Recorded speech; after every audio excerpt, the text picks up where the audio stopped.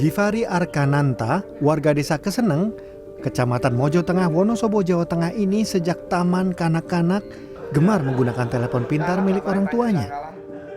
Saat kelas 2 sekolah dasar, Arka kemudian dibelikan telepon pintar oleh orang tuanya. Sejak itu, Arka tiap hari bermain telepon pintar, dari mulai bermain game hingga media sosial. Jika tidak diperbolehkan menggunakan telepon pintar, Arka mengaku sedih. Tapi lebih asik seneng main sama teman-teman apa asik main HP? Main HP. Lebih asik main HP ya. Itu kalau sehari gitu nggak main rasanya gimana? Kayak bingung apa gimana gitu? Kayak sedih. Orang tua Arka mengaku kesulitan untuk melepaskan ketergantungan putranya dari telepon pintar. Saat ini yang bisa dilakukan adalah mengontrol, melihat aplikasi dan isi dari aplikasi yang digunakan Arka. Selain harus membuat kesepakatan waktu penggunaan telepon pintar, Arka juga harus memberitahu sandi telepon pintar dan seluruh aplikasinya. Semua aplikasi itu kan disandi semua sama dia. Baik itu di awal buka kunci, layar awal, sampai semua aplikasi itu dia kunci semua, tapi saya boleh dia kunci, tapi saya harus tahu sandinya. Tidak hanya Arka, banyak anak-anak di kampung ini, bahkan yang masih berusia 4 tahun, sudah mengalami ketergantungan menggunakan dan melihat telepon pintar. Untuk mencegah bahaya negatif dari penggunaan telepon pintar pada anak, Mugi Harto, Kepala Desa Keseneng, sejak 4 tahun terakhir sudah mengalokasikan dana desa untuk menggelar penyuluhan yang menyasar anak muda dan anak-anak. Ini merupakan upaya pencegahan agar anak muda dan anak-anak tidak larut dalam menggunakan telepon pintar dan mengalami dampak negatif seperti pornografi, perjudian, dan penipuan atau bahkan kekerasan terhadap anak-anak.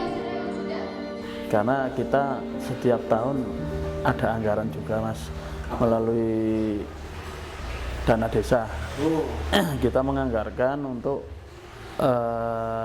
penyuluhan masalah remaja, masalah hukum, juga masalah yang sekarang lagi marak ini, dampak dari penggunaan internet juga HP.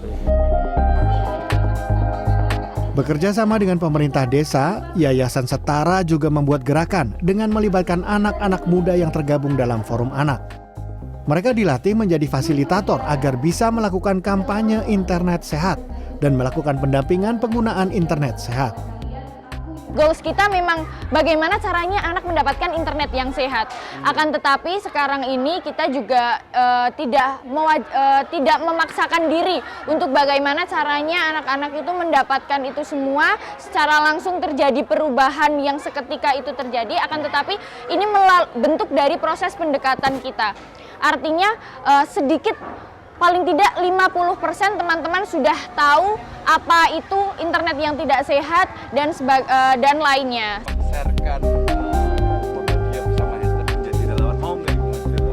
UNICEF sebagai organisasi dunia yang fokus pada anak-anak melihat masalah kekerasan seksual pada anak dan perkawinan anak masih tinggi. Belakangan kekerasan anak secara daring juga meningkat. Kondisi ini membuat UNICEF melakukan upaya pendampingan pada pemerintah di berbagai tingkatan untuk bisa membuat sistem atau kelembagaan yang fokus menangani masalah kekerasan terhadap anak-anak.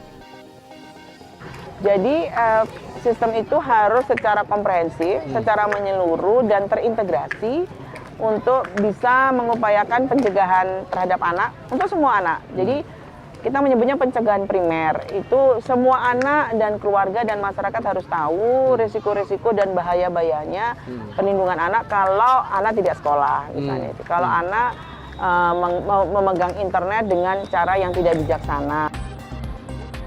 Diperlukan peran serta masyarakat untuk peka terhadap lingkungan bila ada indikasi kekerasan terhadap anak, khususnya yang menggunakan perantara internet. Robi Sofan Amin, Wonosobo, Jawa Tengah.